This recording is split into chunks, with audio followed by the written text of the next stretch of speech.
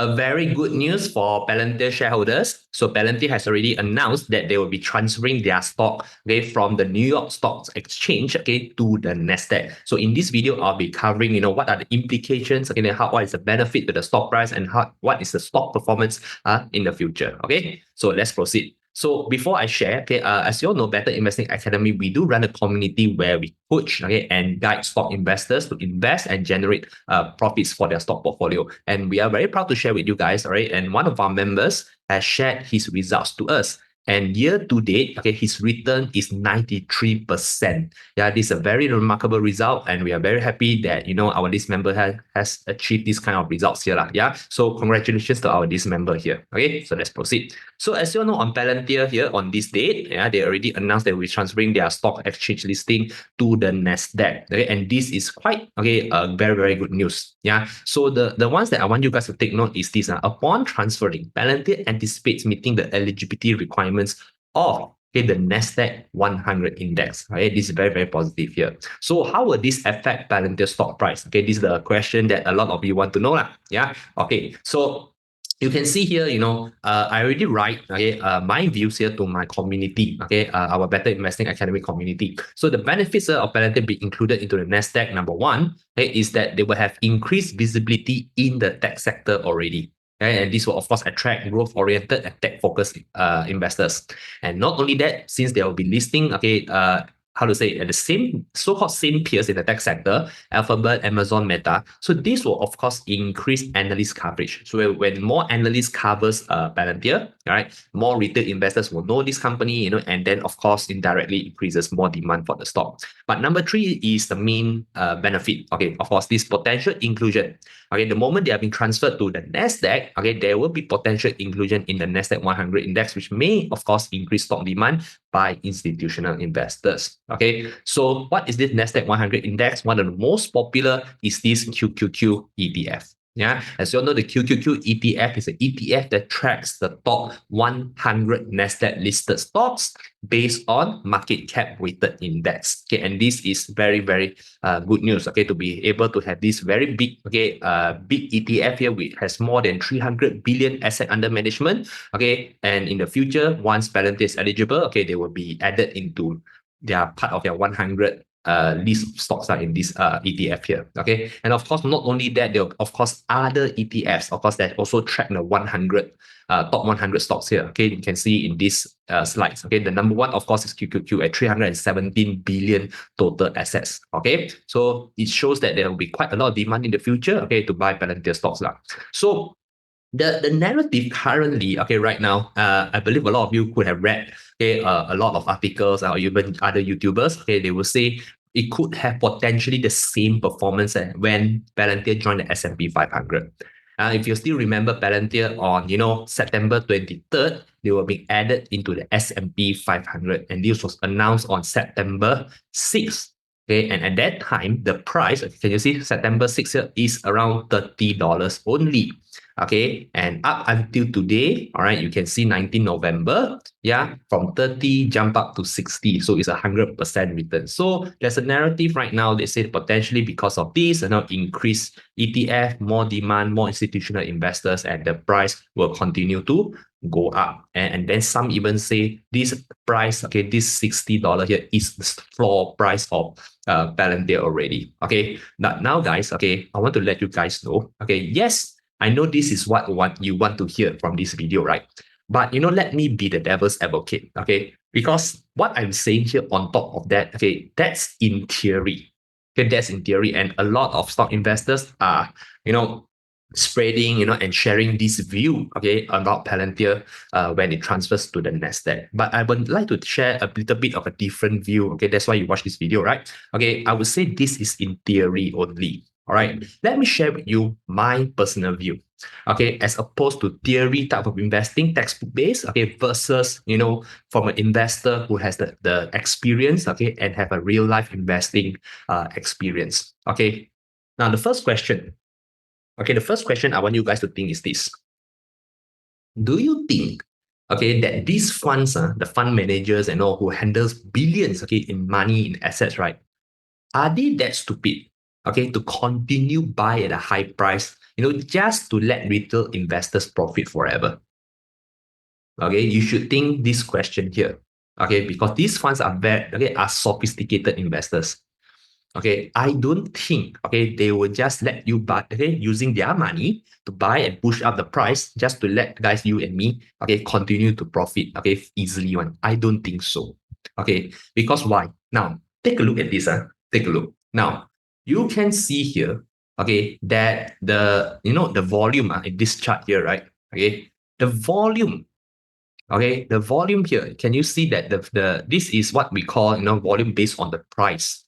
Now, these are the thickest volume here. You can see it's around the below 10. That's when a lot of people has been collecting.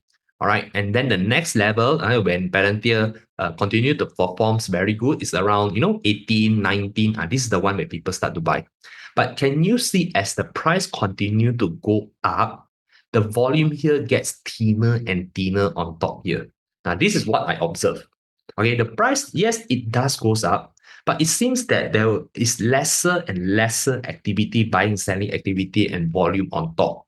Okay, so it seems that there's not really much, how to say, of support, by buyers or even sellers at around this very high price here. So you should be aware of this. Okay, it's quite volatile, and it's not really have a very, very strong, support, or a lot of people are agreeing with the valuation here.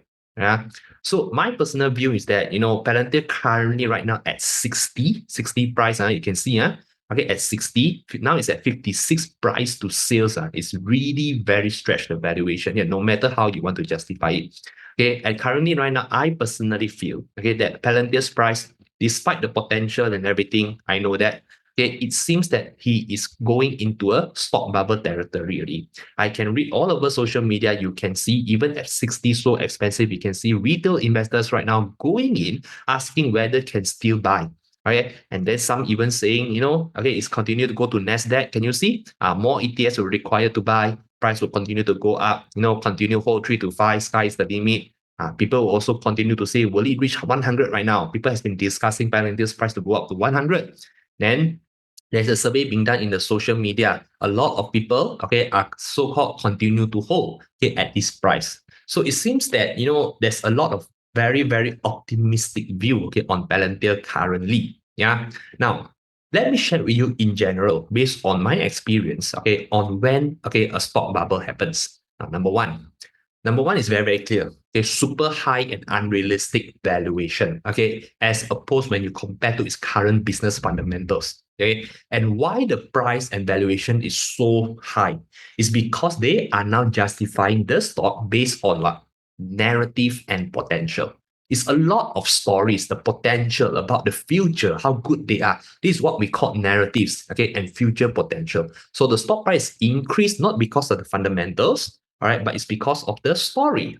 Story is the one that pushed up the price. Then not only that, you can see right now a lot of investors are FOMO already on the stock price increase.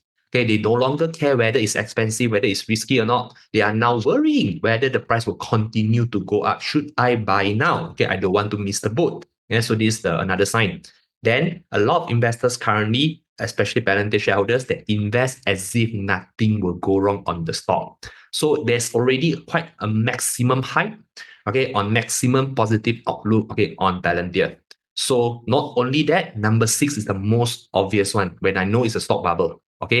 It's when those who posted or shared opposite views, that means bad news, or bad views, against the majority, they will be criticized. All right.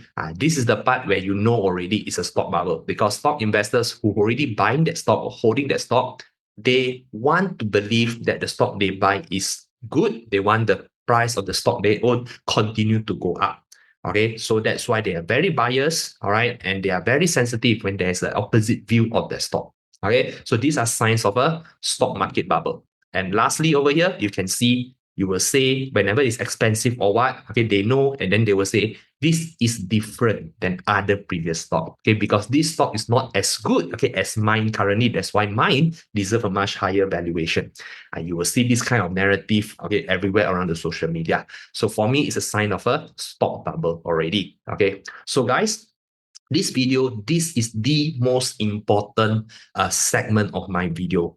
Okay, please spend 10 minutes listening to what I will be sharing with you, because it will change on how you invest and may potentially save you. Okay, so let's get started. Okay, of course, before I start, let me do some promotion. Okay, so if you guys like this kind of updates here, do continue to subscribe. Okay, as you know, we always continue to post updates. Okay, especially on Palantir, CrowdStrike, and other stocks here lah. Like currently, right now, the next stock that I will be posting is CrowdStrike's Q3 earnings, and also recently Alibaba have just released their result. I'll be also posting this video here. So do click the subscribe button on the notification bell so that you'll be notified. All right, and see you in my next video, of course. All right, so this is my strategy, for Palantir currently right now. So listen to me carefully. Now, what I'll be doing here is this. I will slowly sell bit by bit already, because Palantir's price has went up so much that he has now occupied a 35% position, in some of the funds that I'm managing currently right now.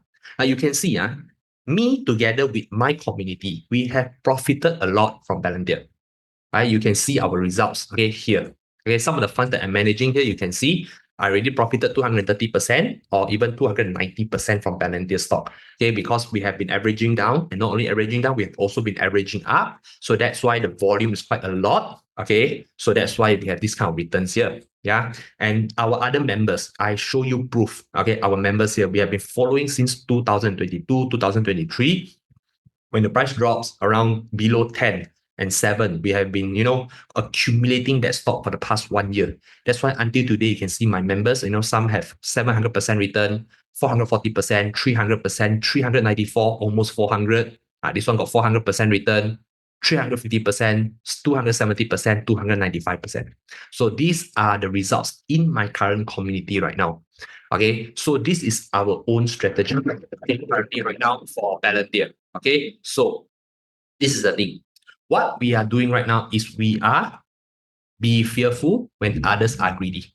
Okay, please remember this. Okay, so while people are now in a euphoric state and greedy on chasing after Palantir's increasing stock price, we will be wary.